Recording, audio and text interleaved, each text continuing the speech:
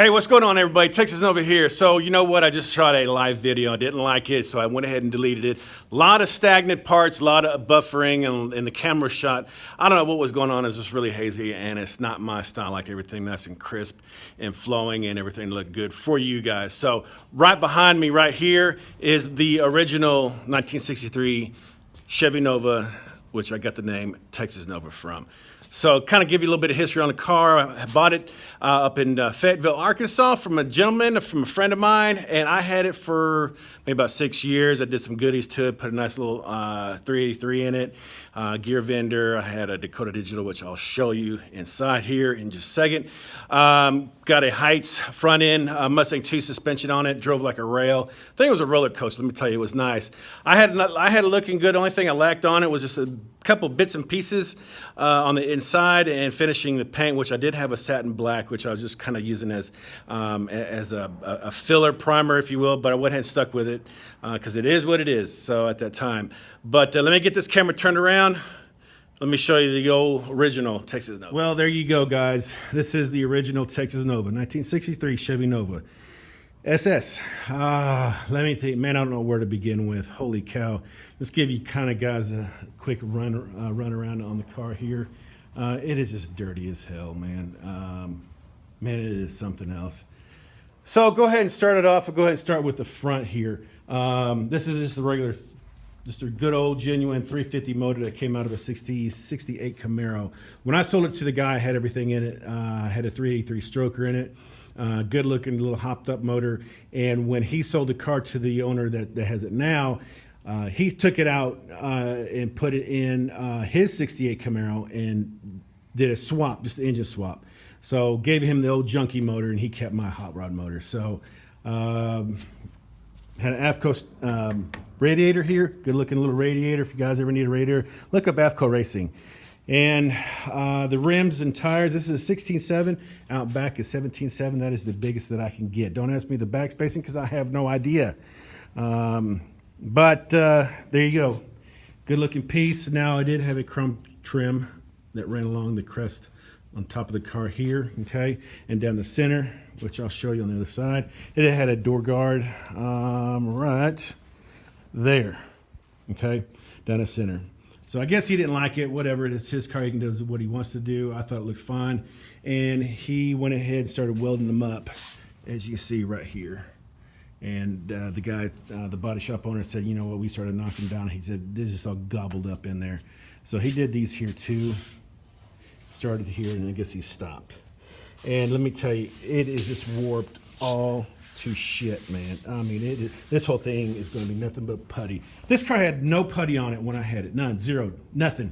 This here, he said that the, this was off an inch and a half inch or whatever. I don't know what the hell that guy was smoking, but man, there was nothing wrong with this. Nothing at all. Nothing. So let me get you on the inside here. Man, I don't know. Jeez, man. Year one. There ain't no year one parts on there. I guarantee you that. So I don't know why you would want to put that in there. So Dakota Digital, I went ahead and put that in. That is a my B&M transmission cooler temperature gauge. These seats here, these seats came out of a Chrysler 300. I bought them at a junkyard. I think I paid, I don't know, maybe a couple $100. Heated seats, that's the memory, of course. Yeah, it's the battery's unhooked, but I did get the power motors to work. Heated seats, I didn't get the heated seats hooked up, but nonetheless, does not have a back seat. Sorry, guys, you can't see, the window tint is dark. So, I see that they cleaned up the roof here. Now in the center here, that is my gauge panel. Now what some owner did, the car came from Missouri, and it had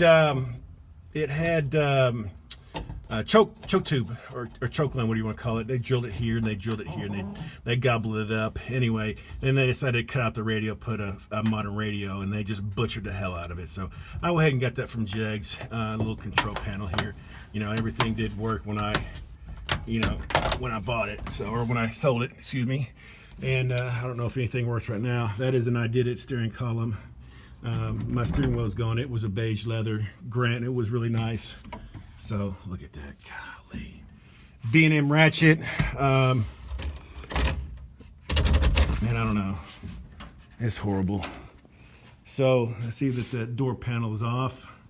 I don't know where the door panel was. Door panels were fine. I don't know where the other door is at.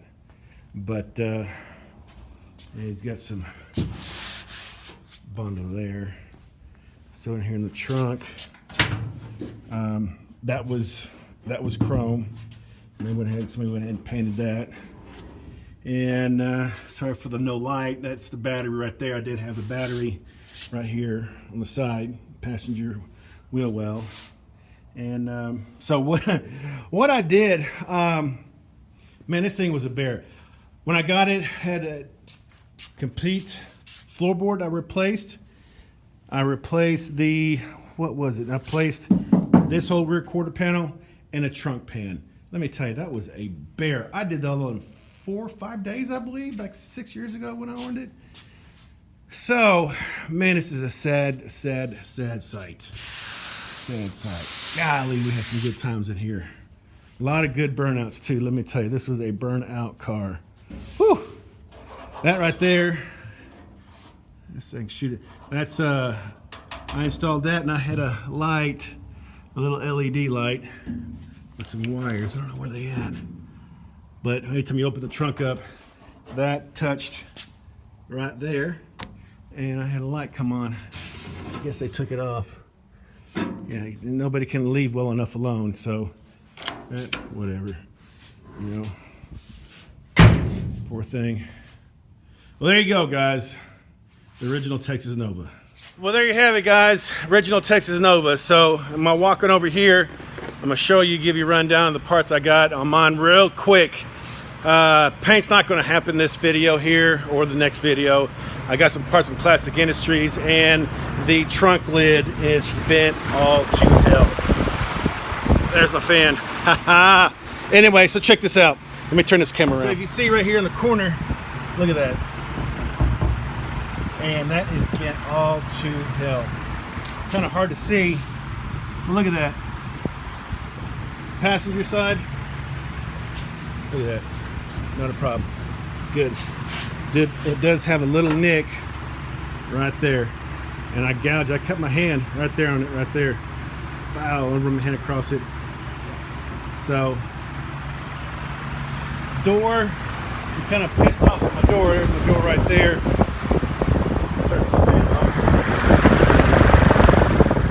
So the door does not come with hinges.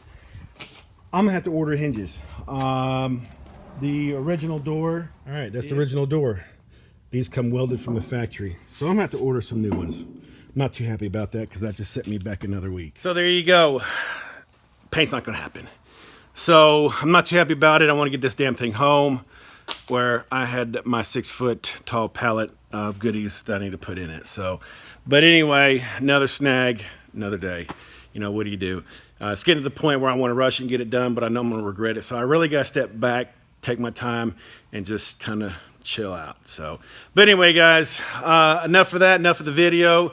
Thanks for watching. Thanks for sticking around. As always, drive safe, be safe. I'll see you guys on the next video.